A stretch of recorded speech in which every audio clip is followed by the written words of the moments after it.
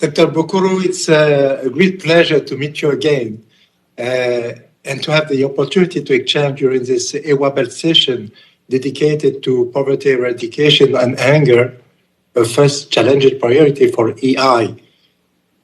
For me, it's an honor to have been invited to participate to this session of Info Poverty World Conference. Mr. Chair, dear participants, our joint brief communication from Dr. François Tapsoba and myself is based on 5 considerations and very pragmatic proposals for upscaling EWA-BELT projects, results, and approach with the conviction we have that ITCs and AI can make a significant contribution to accelerating the eradication of poverty, malnutrition, and desertification. The first consideration is about the approach being pursued by EWA-BELT for the sustainable intensification of agriculture production. Following the presentation made by Giovanna, we consider that this approach is as important as the scientific results themselves, in that it meets the requirements of an approach to science that serves humanity. It's human-centric, ethical, fully respecting, promoting, and protecting human rights, oriented towards sustainable development and accountability, promoting digital transformation, helping to overcome digital divide between and within countries.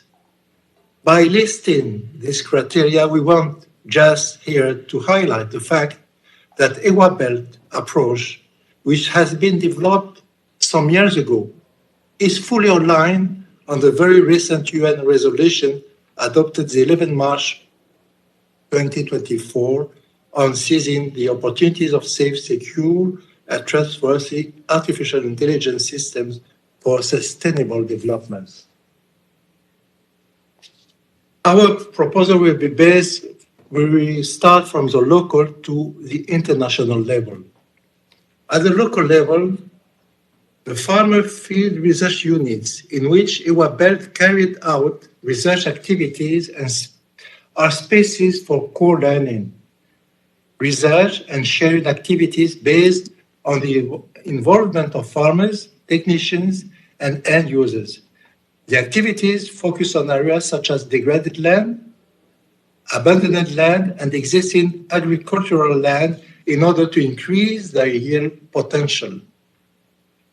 In order to bring research and development closer together, and based on the results achieved so far by the farmer field research units, we recommend considering how FAO and IFAD, as well as the other institutions implementing the farmer field schools concept, could systematically integrate the digitalization of sustainable natural resource management into the content of their trainings.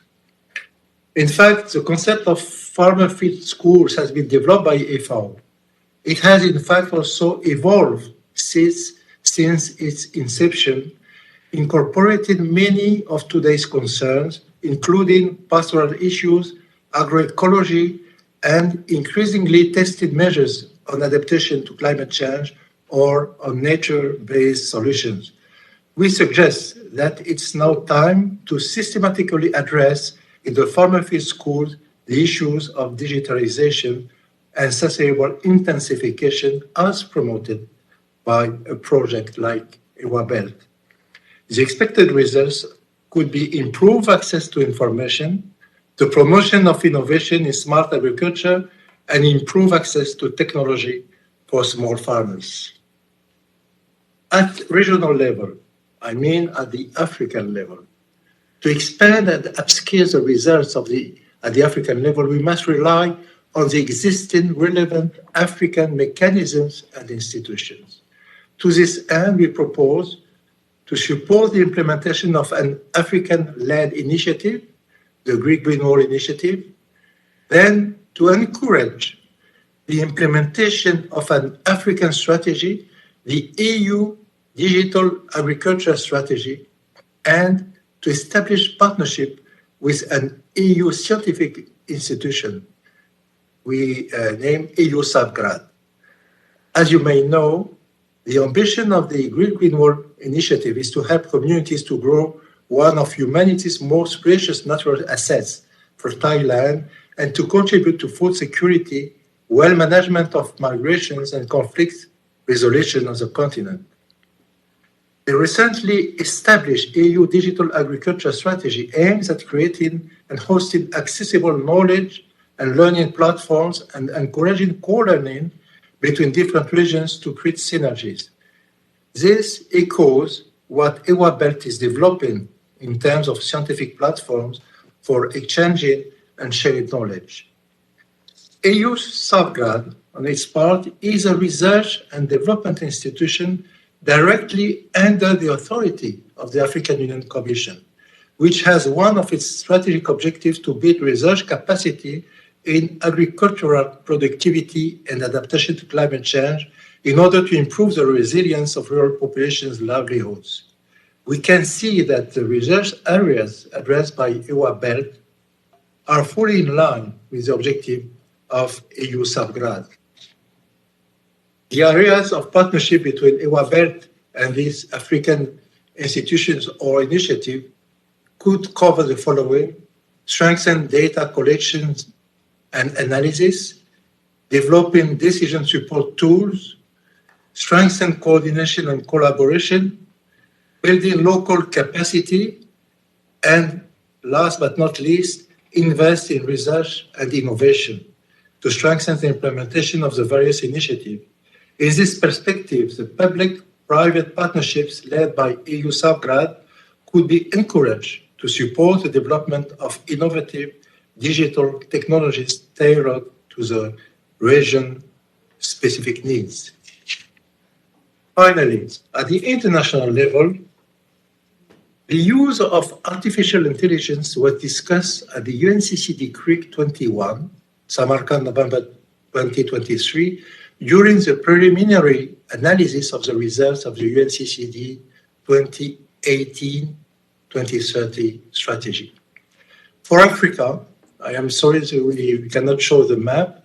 For Africa, the synthesis map on natural land gains prepared by the UNCCD and using default data show that Mali, Libya, Sudan, and Somalia are among the few African countries to have gained natural land over the period 2000-2019. However, we know that these countries have been at war for several years, or that they have been severely destabilized for years by internal conflicts. For these countries, there is unlikely to have been any real gain in natural land during this period.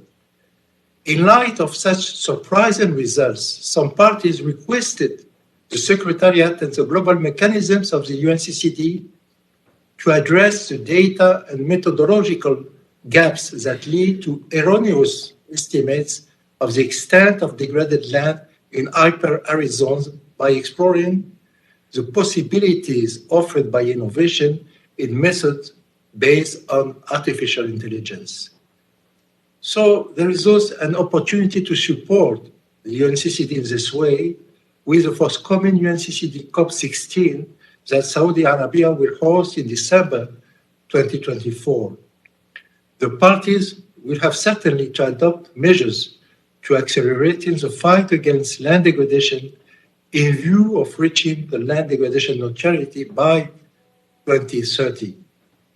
From this point of view, the UNCCD 16 will certainly be the best place to address the issue of AI in the fight against poverty and desertification, including the related ethical issues. I thank you very much for your attention.